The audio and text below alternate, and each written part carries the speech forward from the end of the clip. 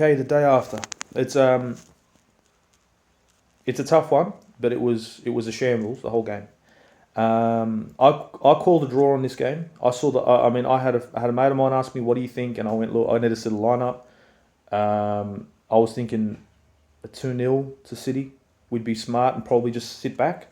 Arteta tried that with his lineup. I mean, it looked like he was playing 5 defenders, 4 midfielders. Did you get me? It wasn't even a 4-4-2. Like, we were playing 5 in the back.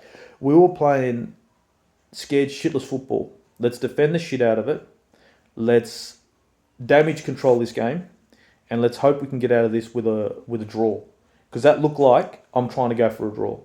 And I saw that lineup, and I went, "Okay, you know what? We could draw this with those back line. If that back line just stays straight and keeps its shape and stays the brick wall that it's supposed to fucking be, and just stays straight, we could mug a draw." You know what I mean? But that wasn't a be.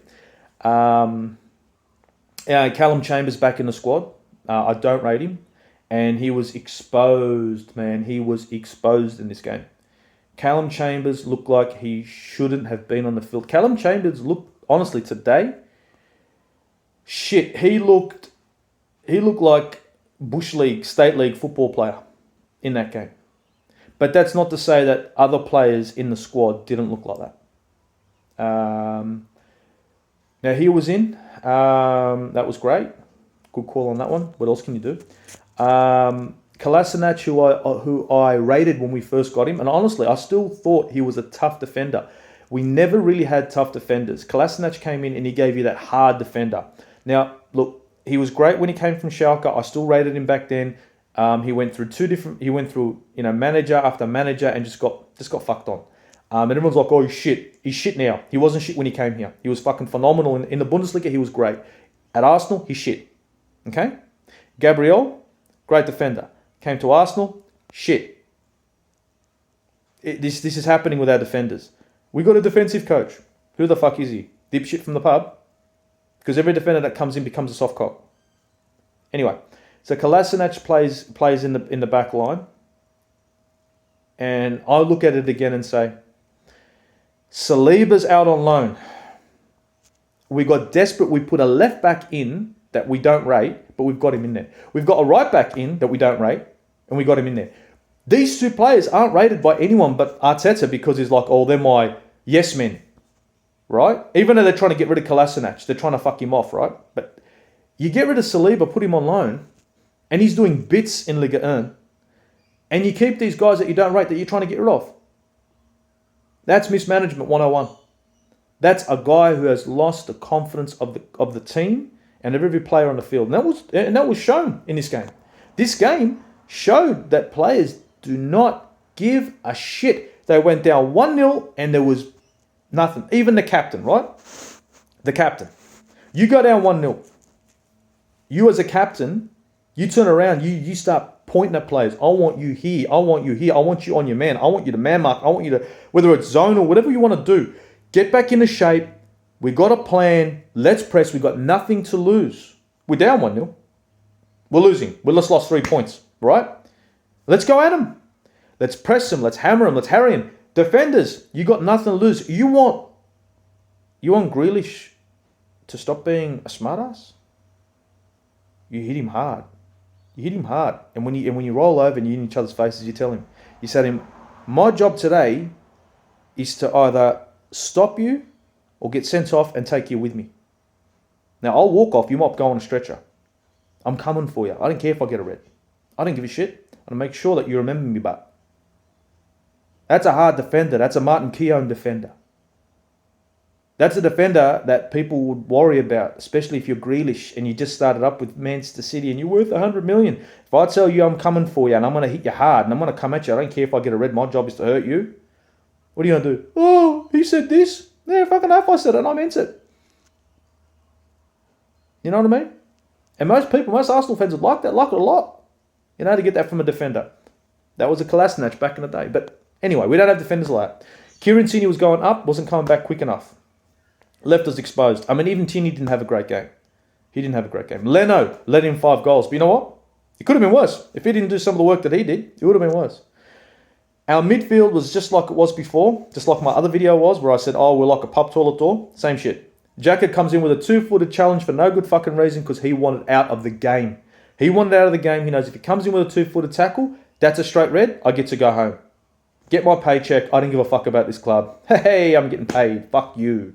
I'll get picked next time anyway. I'll get, 1 match, 2 match ban. It doesn't matter. I can get a 2-month ban. Arteta will still put me back in the squad because Arteta's a fucking tard. These players don't play for this manager. These players aren't playing for anyone. It doesn't matter what player we get in. I want a Houssem Mawar to play number 10. I want an Odegaard beside him. I don't mind having Lokonga in there as well. I don't mind any of these players, or Partey if he decides not to be the new Abu Dhabi. But the problem here is that even with all these players, these new players, they come in, they want to play for the manager. The other 8 or 7 don't. They're like, this guy's a fraud. He doesn't know, he's tactically inept. He wouldn't know his head from his ass. The guy was not much of a player. He was an Everton reject, came to Arsenal, did sweet fuck all at Arsenal. I remember when we signed him, I go, yeah, he's a good squad player. He's the equivalent to James Milner. That's what I thought of when he first came from Everton. Talking to an old mate of mine. Back in the day.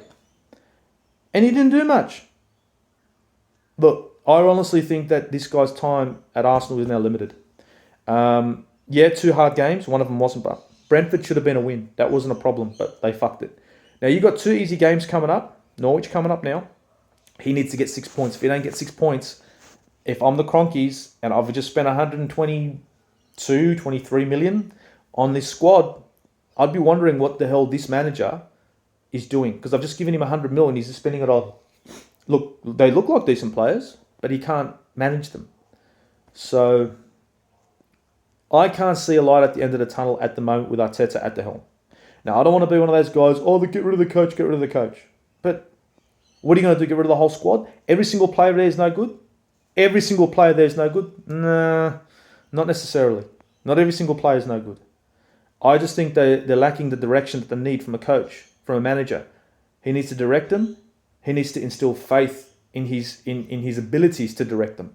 Now, the problem is he doesn't instill faith in those abilities. He's the kind of guy that they look at and they think, you ain't done shit as a player and you've done shit as a manager. You just got here because you're a yes man. And they all know it. They all know it. Now, Aubameyang as a captain, he's not a captain. Team went down 1-0, he didn't do shit. The player that I saw was the most gutted in this whole thing was Kieran Tierney at the end of the game. You could see it in him. He had the shits. And he should wear the armband, even though he's young. He's too young. He should wear the armband. Because no other player on that field deserves it. Anyway, this has gone for 8 fucking minutes. I'm whinging. I'm an upset Arsenal supporter from Australia. Probably no one's going to watch this. Doesn't matter. But to be perfectly honest, my prediction was for Arteta to be out by November, and I still stick with that. I still think by November, he's out. Because this team would be lucky to be in 15th by then, if they're lucky. Some of the decisions he's made are a joke. I don't think we're going to have any more signings, because if they do allow him more signings, they're digging a bigger hole. Because this guy's he's got nearly a brand new squad. He's got his players on the field. He's got his players. He bought 3/4 of those players. They're on the field. They're not doing well. So, I don't think he has much time. I mean, I look at I look at YouTubers, right? I look at, first of all, I look at Mo Hader. I like that guy. He calls it the way it is. A spade's a spade with him. Love it. You can see he's true blue, that guy, even though he's an Aussie. Even he was gutted. Even he's like, is it Arteta out? Yeah, dude. It probably is Arteta out, man. It is, okay? Everybody who knows anything about football can tell you that squad there, you had all those defenders, none of them could hold their shape. Couldn't hold a straight line. All they had to do is hold a straight line. You hold a straight line and just move back and forth in a straight line. As long as your midfielders do your job, let the midfielders do the job and don't allow pressure. Don't let us be like a pub toilet door. There wouldn't be a problem. But the defenders didn't hold a straight line. The midfielders didn't do their fucking job. Let's be honest there. But the defenders had to be straight and hold the line. And it wouldn't have been easy. Ball over the top, step forward. Crunching tackles, blah, blah, blah. I would have rather it been 4 fucking penalties. Fuck it. Then it'd be the way it was. But, So yeah, I look at Mo Hader and he's gutted. Kenny Ken, another guy that I really like. That guy calls it the way it is. He's fucking phenomenal. He's great. He's good. Lee Gunner, he's a negative fucker. But Lee Gunner, again, calls it the way it is. He doesn't say things to keep everyone happy. Oh, there's hope. It's hopeless, is what it is. So if, a lot of people are feeling that way, are feeling the way that it's time for him, it's time to go, as Claude would say. And it is. It's time for him to... Emery was doing better than this, and they got rid of him. Emery got us Europa League final, and they got rid of him. So I think it's time for maybe looking at another manager and not players. And no, we're not going to get Conte because that guy's a new Mourinho. He's a great coach, but he needs money. If he isn't given money, you're dreaming. You're fucking dreaming. So we're not getting Conte. We'll probably get someone like a Ranieri or someone like that. And if we get Ranieri, I'll be happy with Ranieri. I'll be so happy if we got Ranieri. Claudio Ranieri to Arsenal, new coach, please. Because at least he knows football. At least I know, oh, what's he done lately? He hasn't taken Arsenal to the fucking bottom of the league. So I know he hasn't done that, so he couldn't do fucking worse. Anyway, catch us all later. I'm not even going to predict Norwich or any other game because I'm going to be wrong now. I predicted Brentford, but I can't predict anything more, so... Yeah. See you all later. Catch us all later.